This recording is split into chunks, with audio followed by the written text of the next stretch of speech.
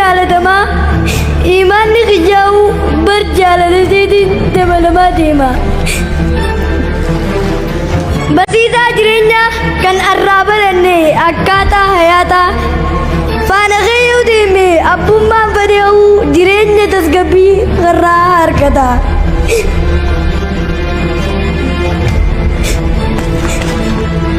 Amma warraa gore dideedduun gore salphina mudata.